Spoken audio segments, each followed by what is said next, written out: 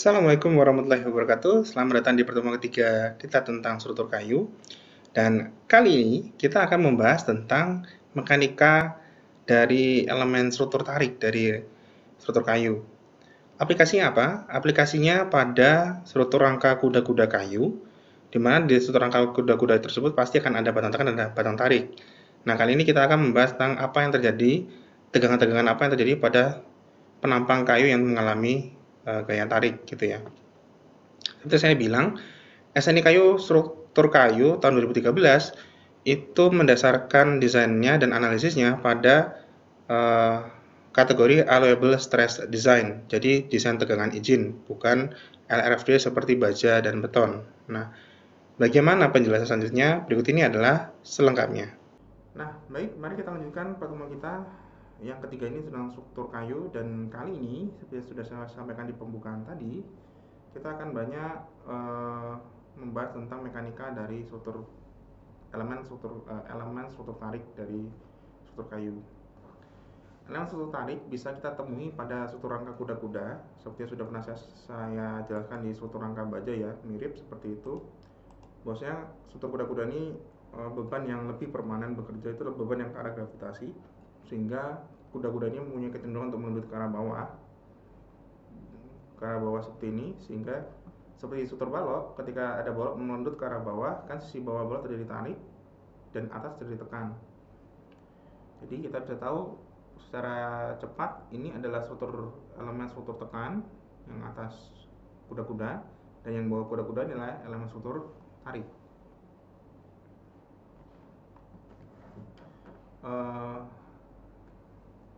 Nah, pada SNI tahun 2013 tentang struktur kayu, pasal yang mengatur tentang elemen batang tarik cuma ada 3 pasal ini. Jadi kalimatnya hanya satu ini tanpa ada rumus sama sekali di SNI. Kenapa? Karena rumusnya itu harus kita pikirkan sendiri dari konsep-konsep analisa tegangan bahan gitu ya. Tidak ada di dalam SNI ini. Kalimatnya sederhana, gaya atau tegangan tarik sejajar serat aktual harus didasarkan pada luas penampang neto, lihat 312 nanti ada peraturannya, dan tidak boleh melebihi tegangan desain tarik yang terkoreksi.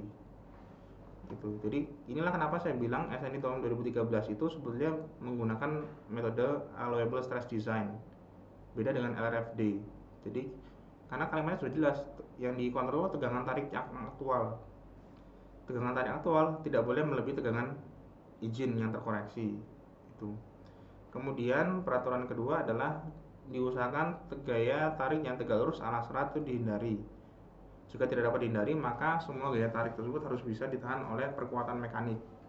Jadi ditahan oleh cover bajanya, atau pakai baut, atau pakai las dan sebagainya, sehingga sebisa mungkin tidak membebani kayu untuk tarik tegak lurus. Karena memang tarik tegak lurus kayu itu sangat kecil sekali gitu ya, jadi bisa diabaikan. Ini. Nah, coba kita lihat kelanjutannya. Nah, ini tadi. Ini adalah penjelasan dari tegangan desain tarik, tegangan tarik terkoreksi itu apa sih? Nah, ini.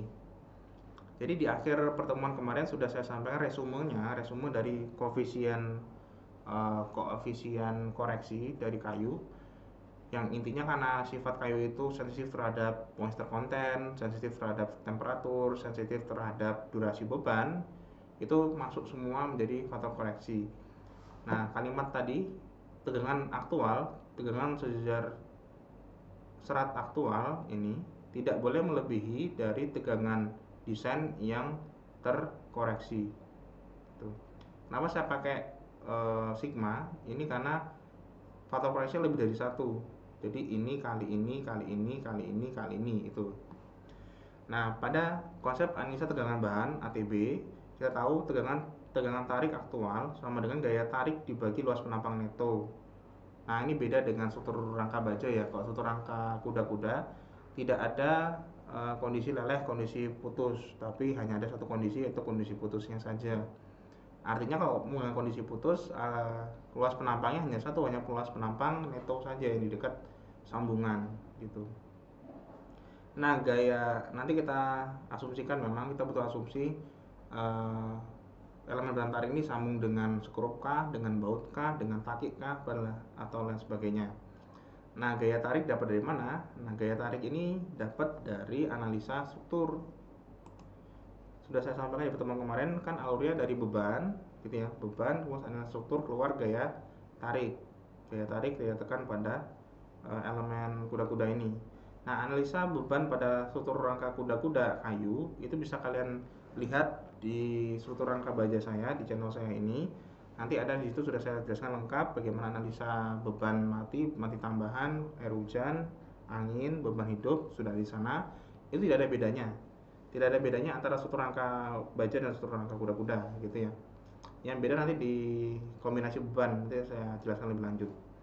Nah, kemudian setelah itu kan kita gunakan analisis struktur. Kalau masih sederhana ini bisa pakai metode potongan, metode Cremona atau metode join bisa. Gitu ya. Nanti ketemulah gaya tarik pada sisi bawah ini. Nah, gaya tarik inilah yang kita gunakan untuk analisa tegangan bahan tadi. Gaya tarik dibagi luas penampang meto. Nah, dari tabel ini, resume ini yang kita gunakan yang paling bawah ini. Jadi tegangan izin tarik terkoreksi adalah tegangan izin acuan desain dikali CD dikali CM dikali CT dikali CF dikali CI gitu. Koreksi terhadap durasi atau waktu, koreksi terhadap moisture content atau kadar air, koreksi terhadap temperatur, koreksi terhadap ukuran, dan koreksi terhadap faktor tusukan gitu. Nah, untuk nilai FT sendiri itu kita diambil dari sini, dari SNI tahun 2013. Jadi ini adalah tegangan desain acuan untuk yang ini saja yang kita lihat, yang untuk tegangan tarik ini. Jadi ini tergantung mutu kayu yang kita gunakan. Nah, untuk mutu kayu sudah saya jelaskan kemarin di pertemuan kedua, hubungannya antara SNI lama SNI baru, terus bagaimana metode alternatifnya untuk mendapatkan mutu ini gitu ya. Contoh di sini, contoh kayu ini tadi, kuda-kuda ini akan saya buat dari kayu dengan kode mutu E19 gitu ya.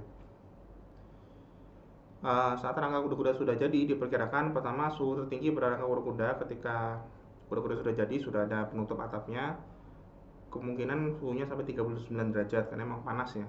Yang namanya di bawah atap itu langsung itu kan panas. Kadar kayu diperkirakan 22%. Ini paling gampangnya saya asumsikan sama dengan kadar kayu ketika saya ukur ketika saya beli kayunya untuk dirangkai jadi kuda-kuda. Kemudian ukuran kayu kuda-kudanya tipikal saya menggunakan 8-12 gitu. 8 cm itu lebar, 12 itu tinggi. Jadi kalau dibayangkan tebal 18 terus tebal 8 cm, tingginya 12 cm. Kombinasi beban ASD itu saya gunakan beban mati plus beban air hujan. Nah, di sini coba saya jelaskan lebih detail. Kombinasi beban ASD. Nah, kombinasi beban ASD itu berbeda dengan LRFD, sudah saya sampaikan kemarin. Nah, pada kombinasi ASD itu tidak pakai faktor overload sama sekali, bahkan dikurangi. Nah, tadi dari ketujuh kombinasi ini saya mencoba dicek untuk kombinasi yang nomor 3. Cara bacanya begini, ini kombinasi beban mati ditambah beban hidup atap atau beban salju atau beban hujan gitu. Nah, menurut saya yang lebih kritis adalah beban mati plus beban hujan, bukan beban hidup atap. Nah, beban hidup atap LR ini beda dengan L. L itu adalah beban hidup pada plak lantai, sedangkan LR ini adalah beban hidup pada atap. Beban hidup pada atap itu contohnya ya, ketika kita menggunakan loteng atap untuk gudang atau untuk kamar seperti itu contohnya. Atau beban bekerja, LR juga bisa diartikan sebagai beban bekerja. Itu.